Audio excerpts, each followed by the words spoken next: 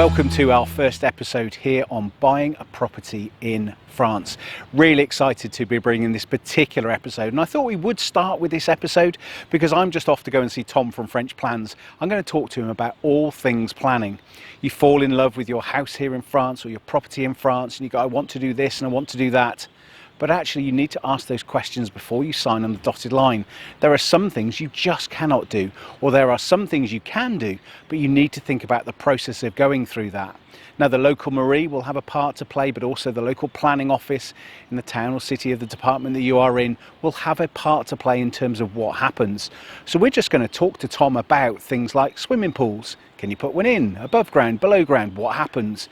Even the colour of your shutters, what actually happens in terms of that? Or you want to put a garden shed in. It's not as easy as where you're coming from to be able to do that.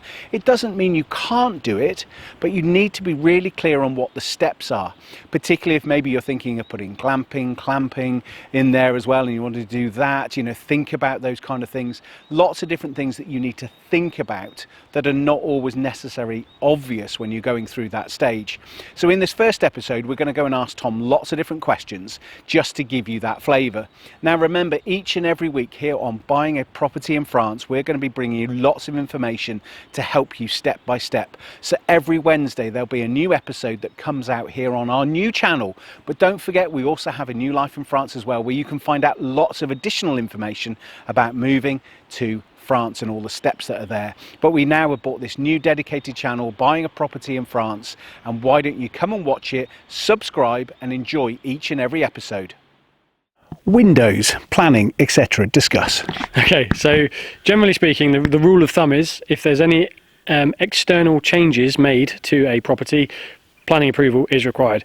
If you are replacing windows like for like in terms of material and style, that should be fine, no approval required, unless you are in a heritage protection area, in which case approval required.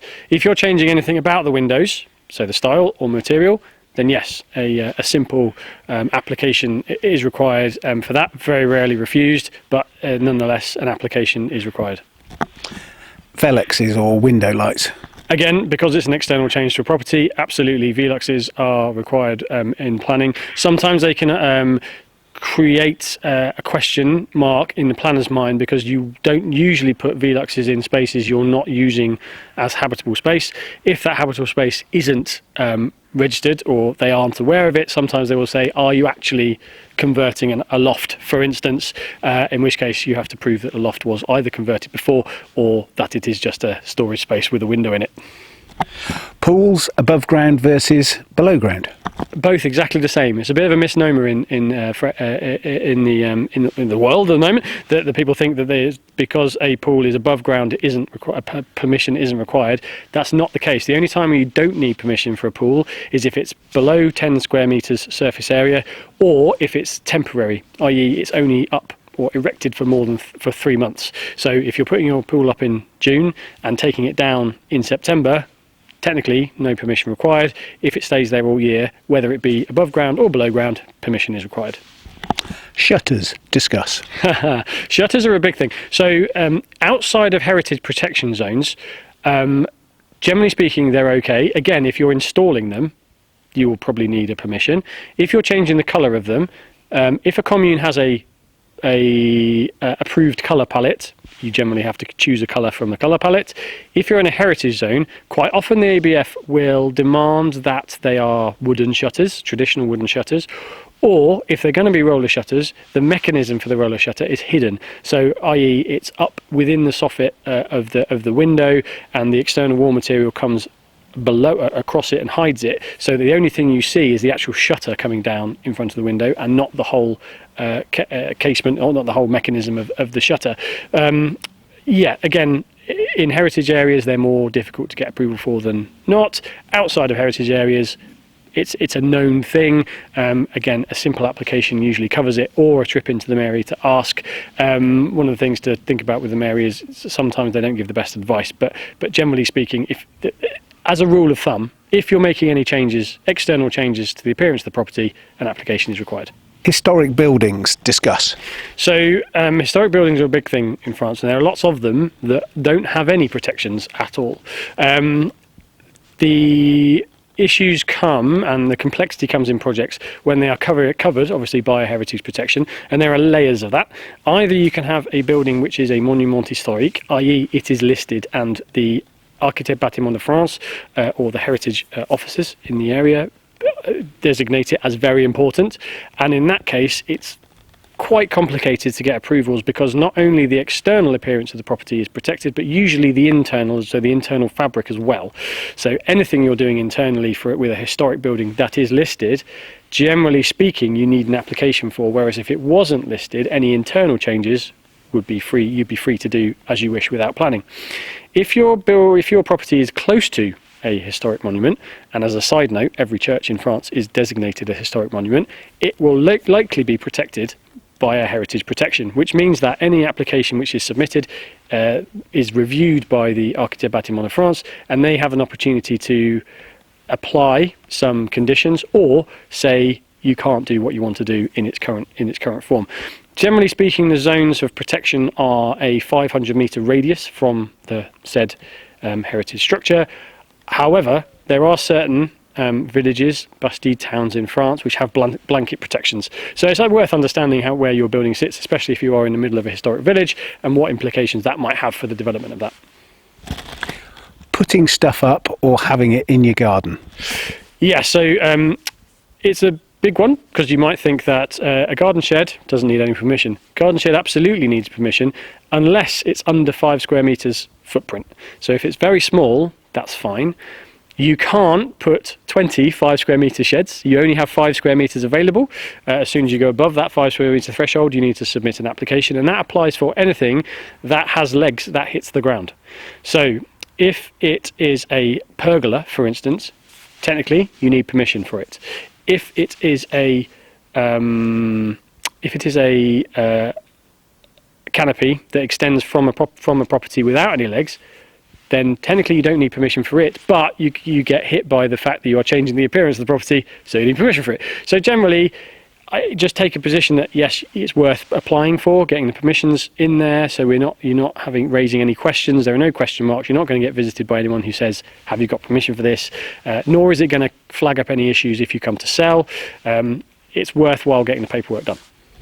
Terraces, discuss.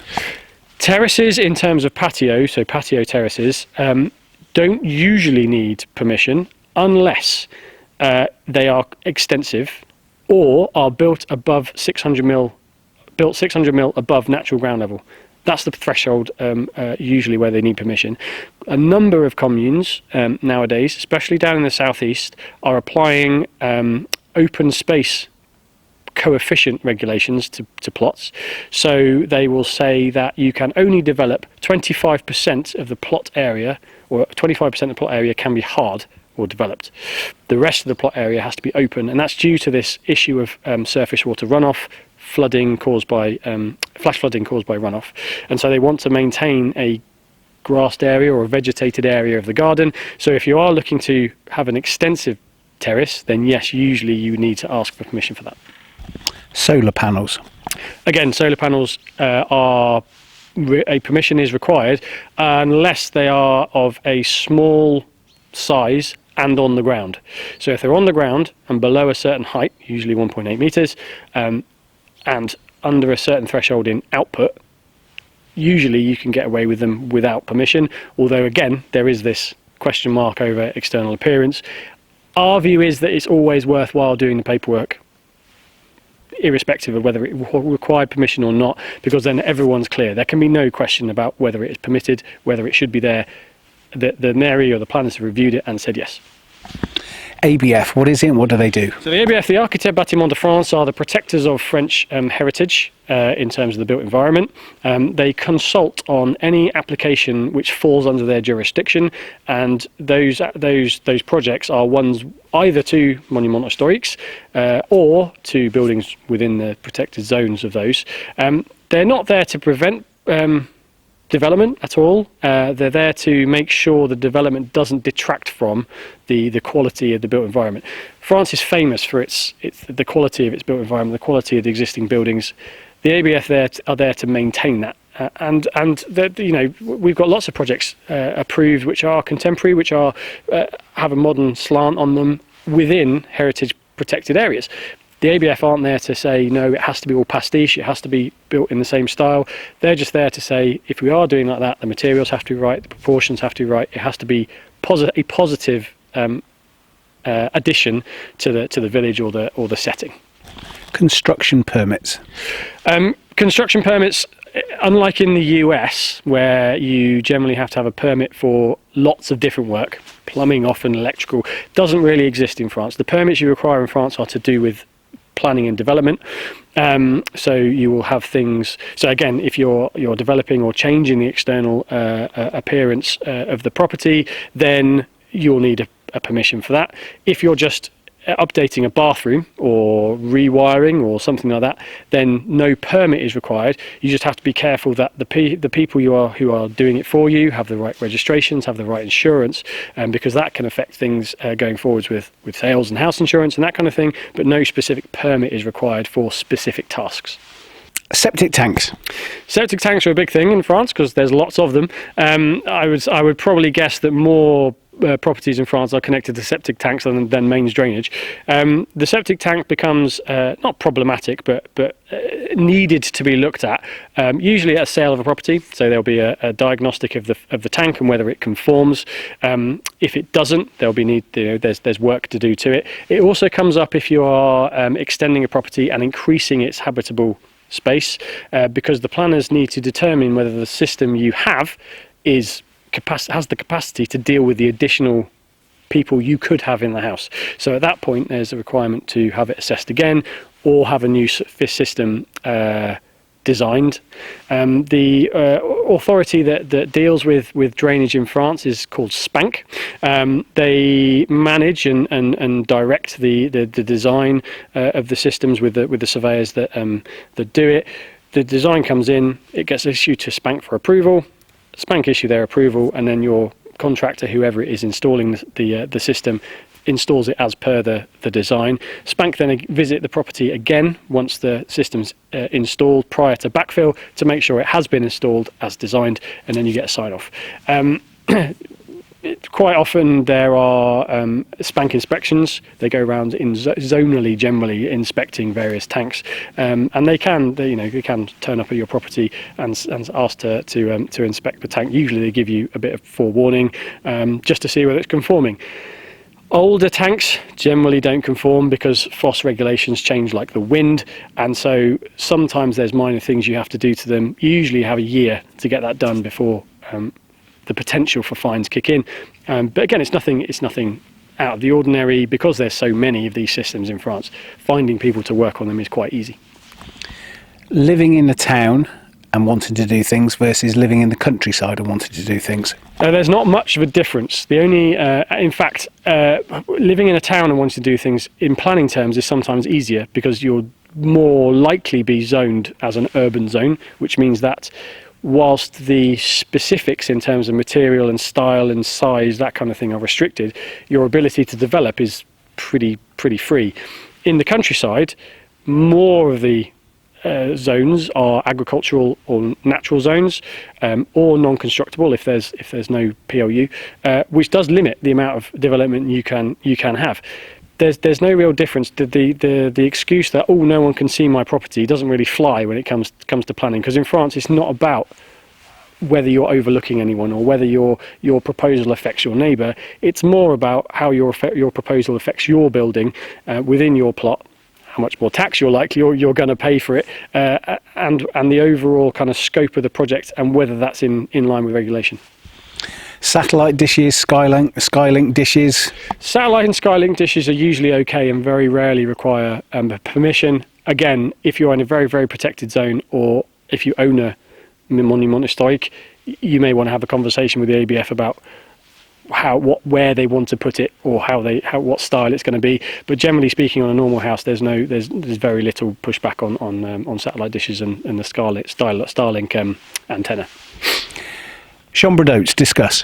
So you're able to open a chambre d'hôte turn your property into a chambre d'hôte, as long as you are not letting out more than 5 rooms at a time or having more than 15 people in your house at any one time. If you exceed those thresholds, suddenly you are viewed by the authorities as a micro hotel, and the regulations in terms of public safety come into effect. So you'll need to make sure your property is accessible to people who are less able, provide a bedroom and washing facilities which are accessible, but also have more stringent processes and systems in place for the protection against fire and that kind of thing. So up to 5 classes as chambre d'hôte, and that's one category, and often it's an easier planning regulatory process. Once you go above 5 bedrooms, you are into something else, and that's a far more rigorous application planning process. Can I open up my field to put tents in, mobile homes, motorhomes, or whatever to bring in some money? Short answer, no, not often. The permission or regulation of campsites in France is quite stringent. Quite a few communes these days are designating specific parcels of land for the creation of campsites. Again, the creation of campsites are split into 2. There's what's called camping à la ferme, which is up to 6 pitches, which is an easier ride because it's seen as a micro business, essentially.